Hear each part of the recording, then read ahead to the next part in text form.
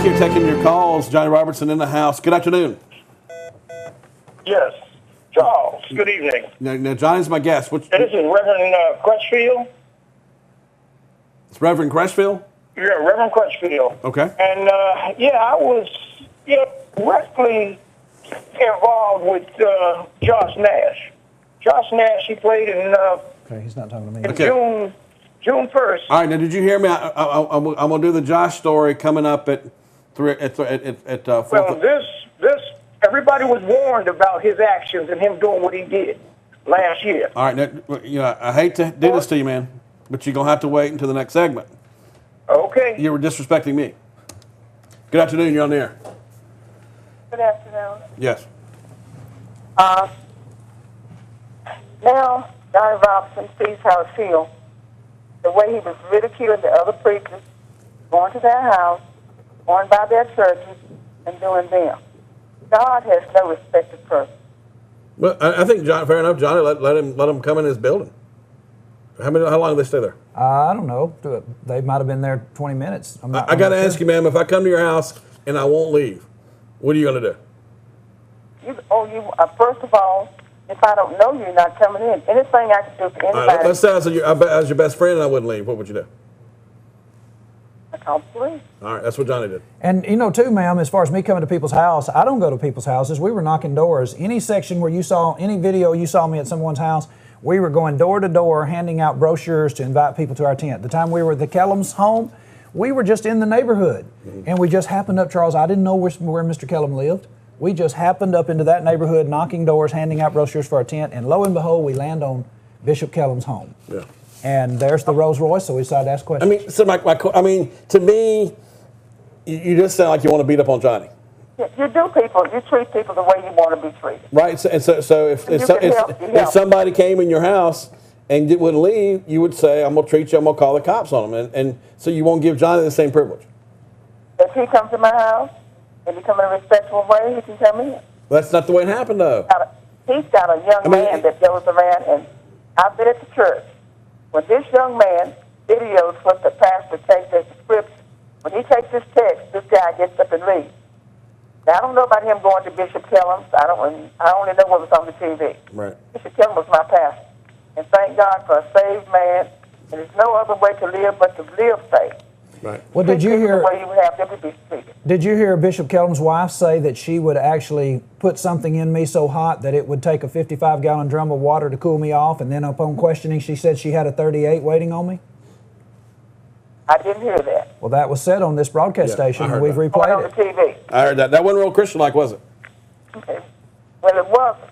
Okay. But we all have to serve the same God, and thank you for your time. Okay, Right. Thank you. Right. Okay, I really appreciate that. I mean, what I do sense sometimes, Johnny, is that kind of, I mean, I deal with this a bit myself, is that because they don't like your message or like you, then they have to attack you. Right. Versus what, you're aggressive. I mean, that's no secret. And that sometimes ticks people off. I'm aggressive, and sometimes people get upset with that. Well, what they don't realize is it's, to me, I'm like the doctor that's trying to give a vaccination. Mm-hmm. I think that they have a disease and it's causing them to be lost. I have the vaccination and I am aggressive. Yeah. I want you to take this vaccination. Right. I want you to consider that you're not in the right church. And so. And your critics say they want you to join the cult. Yes, yeah, that's right. But then you saw the picture of one of our critics once she, came inside and, as Eugene Grant says, she tasted the Kool-Aid. She may look like she's joining a cult after. And we were enjoying ourselves. We were enjoying ourselves. Her daughter was there. Her son-in-law was there. Her son-in-law was seeing all of our family members. Can you believe that picture, Dick Danson? After Monday. Nobody can believe that. After last Monday. This is a week after. And that was this Sunday? Yes, this was Sunday. Okay. So, I would love to hear what the guys from Michigan have to say about Shunning. Yeah. I'll ask that question.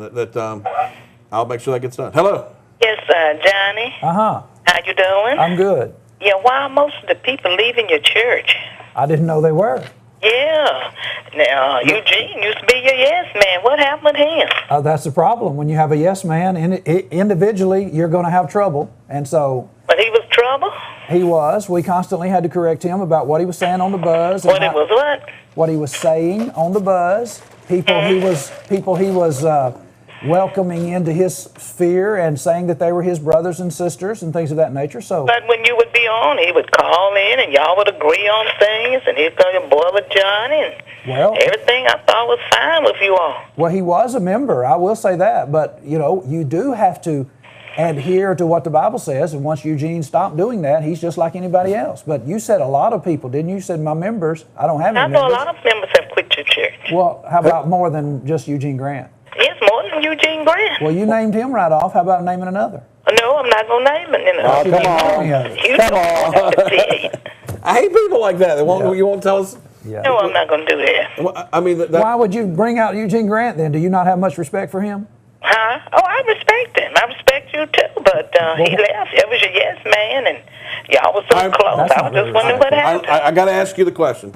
I'm going to put the tough one on you here. Now, the question would be, let's say you're the preacher of the church, and you have somebody like Eugene Grant that's not following the rules. And what rules he didn't follow? That's what I'm asking. What rules he didn't follow? Well, for one thing, Eugene knows that if you're not a member of the Church of Christ, you're not considered to be a brother or a sister. He would call other individuals brothers and sisters. He would call up Jessica Griffith and talk about how much he appreciated her and liked what she was doing.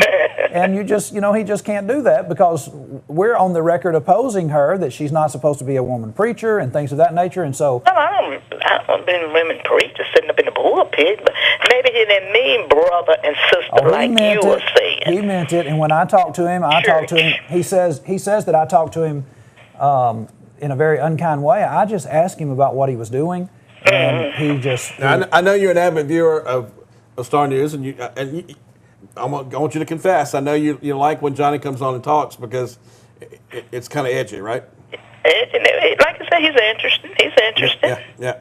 You know, I wouldn't go to his church or building or whatever he calls it, but why not go check it out just being curious? I would wonder, what is it that we do that you actually are opposed to, other than the part where we investigate? I oppose you about talking about people. You don't do that. You don't do that. You just talked about Eugene Grant. Too. Yeah, come on. You just talked about Eugene Grant. And you go into the house. You know you don't do that, Johnny. You're a grown old man. You don't do that. I'm saying you just talked about Eugene Grant. I didn't talk about him. You called him a yes man. Yes man. He was. That is not nice. I'll talk to you later. Okay. So you can argue with that. Yeah. See, Johnny, that's what I mean. When it comes down to the way you put it out there, I agree with you 100%.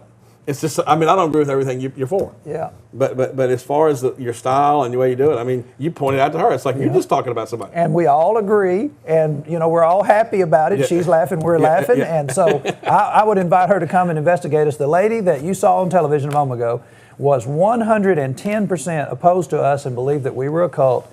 She is now saying, I could read you a text, Charles, where she apologized, and she said that she had been misled and that she loved the preaching on Sunday. She had no idea it was going to be like that, and that she will be coming back, and she hopes her husband's going to come in 1 week of investigating. Right. So your question back to Steve and them is answer to this, right? Yes. If our shunning, as they said, we weren't involved in shunning. Right. That was her words anyway. Right. And so for them to jump on something without knowing the evidence, really, Charles, what was going on, is not. You think they're piling on?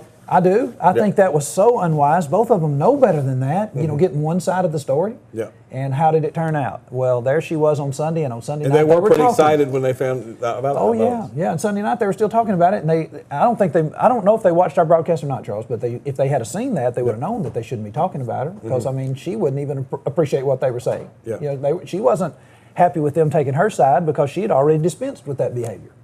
So, very odd. I thought that was very unwise, and I know Hogan knows better.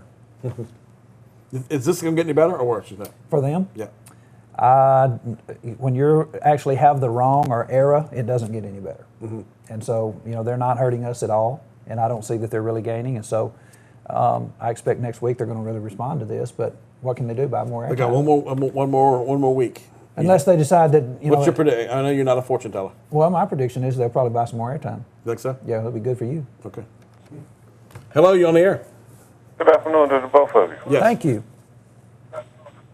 What's your question?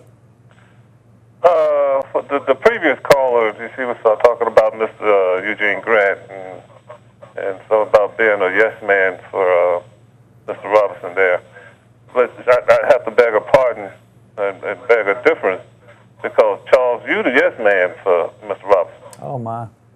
Explain that. Because he's sitting right there, but yet you're doing all the talking for him.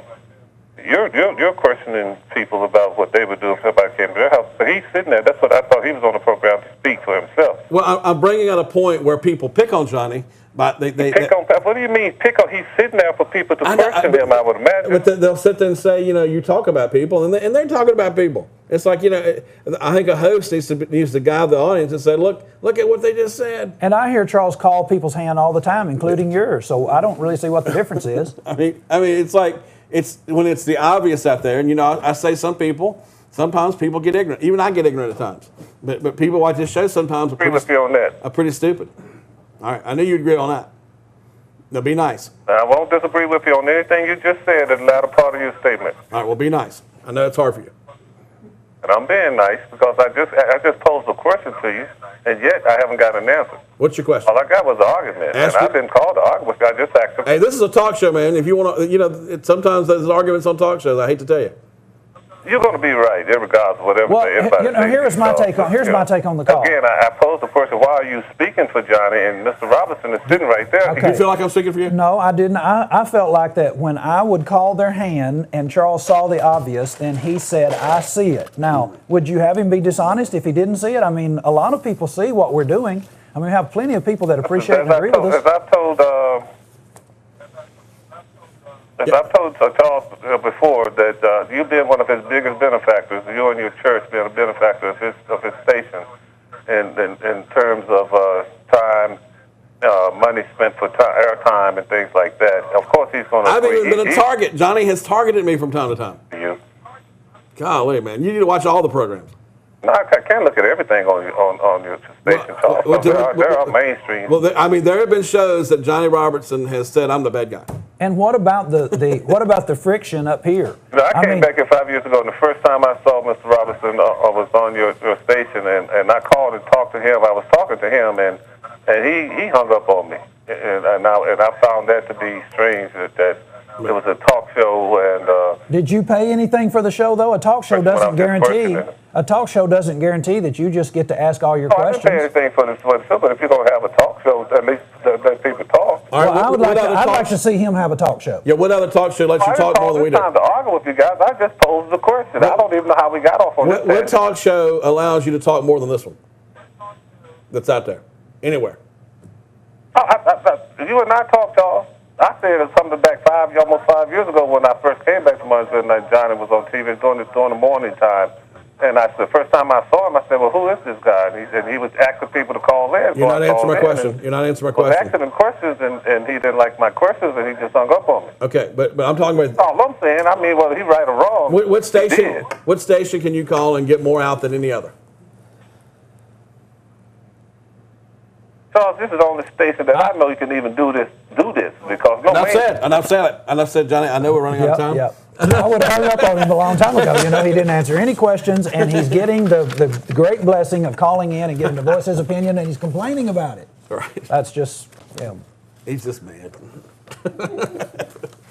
But that's okay. I like mad people calling my show. I do because it kind of, I think, lets the folks know what the real public is like. I don't think he enjoyed the fact, Charles, that you, in fact, could see what was taking place. I think he could see it. That lady ended up agreeing with us. Right. Why didn't he? Well, one of the things when you do, you've got to protect your guests from the wild yonder out there. I mean, people don't come on your show if you just let people, let those little silly things ride. I don't even mind. But when a thing is obvious, like when that lady called, it was so obvious that she was not being fair by calling Eugene Grant a yes man. That was not nice. And so it just seemed like that all of us agreed. And I think he agreed that wasn't nice. Yeah. So here's my big question. I mean, of all the times I've covered you, I haven't seen you've got obstacles going on all fronts. Funding issues, people backing down because you're making them take a stand, as you say. And I see that. And then you've got another Church of Christ group, which I never thought I'd see.